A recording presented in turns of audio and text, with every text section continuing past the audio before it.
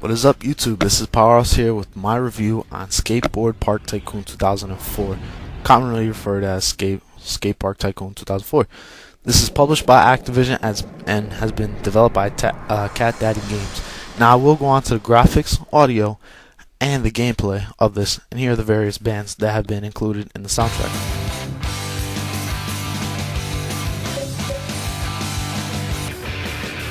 Now, in Skateboard Park Tycoon 2004, just like its predecessors, you have to control a skateboard park and manage and try to increase your ratings and also gain money for the park.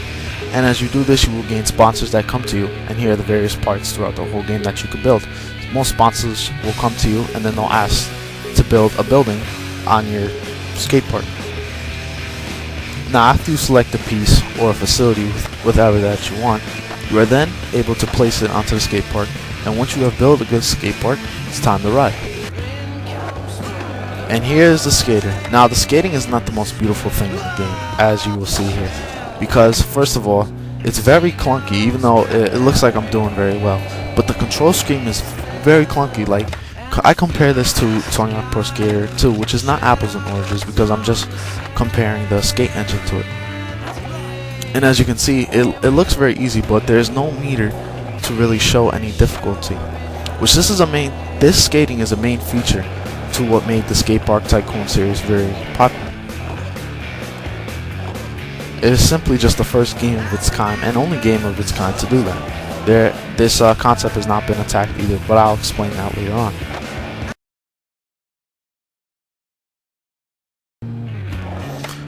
The date of this game is very unknown. People say that it was made in 2003, some people say it's 2004. I haven't really checked on the main site. The graphics for the time were okay. I mean, in 2003 I did see a lot of better games that came out during the time, but then again, this is an alright looking game. Like Tony Hawk Pro Skater 4, another skating game, looked a lot better than this. But I guess the graphics will suffice. I mean, the character models aren't really well developed, as you can see. And the animation is kind of a little porous and glitched at times.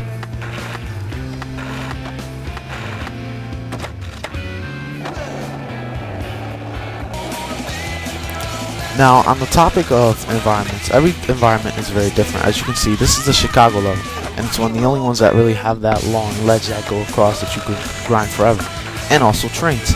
But as you can see, there's also the environments do change, and they are not repeated. They don't become in the same linear fashion. They're all very different. They're all unique in one way or another. As for example, right here, you have the beautiful sunny side of Seattle, and it does look pretty good, as you can see. You got the rain effect, which is very nice, and you also have your outside, so it gives more of a varied approach towards the level designs.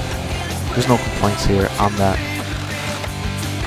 And as you've seen through the gameplay footage, you get to interact with your environments, and the way they've done it is very nice. However, it is glitched at times, which I will explain more on the gameplay section.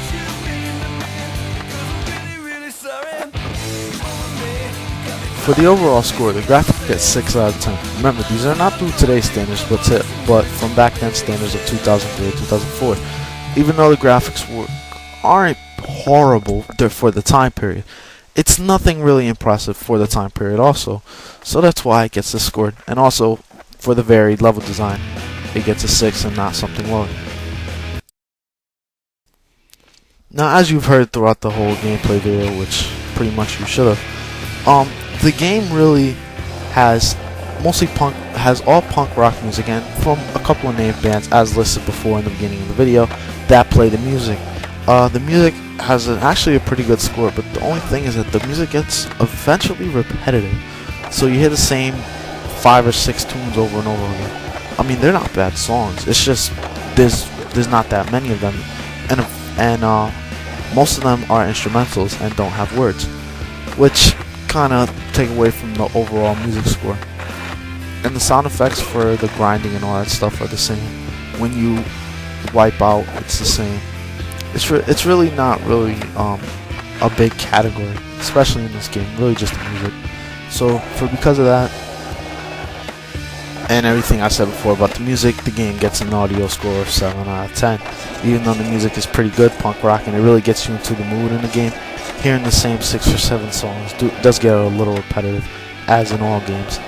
And that's why it's not as high. And also, the sounds get a little bit repetitive, as you hear over and over again when I get hit, stuff like that.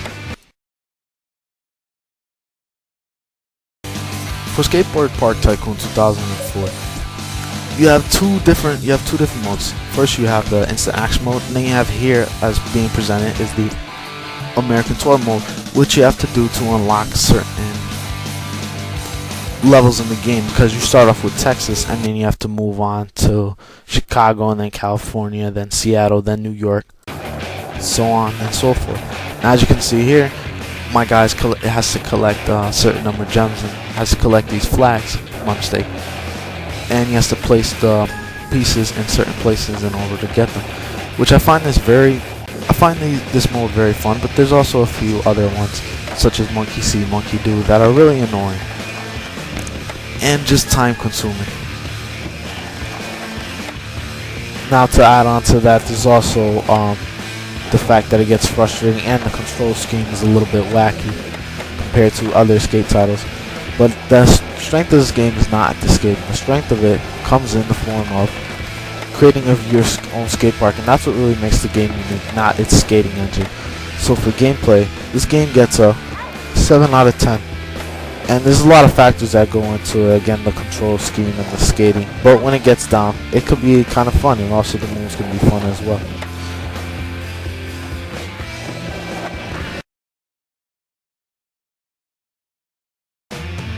Skateboard Park Tycoon 2004 is a game that tackles a very unique concept of actually going to different places and creating your own skate park.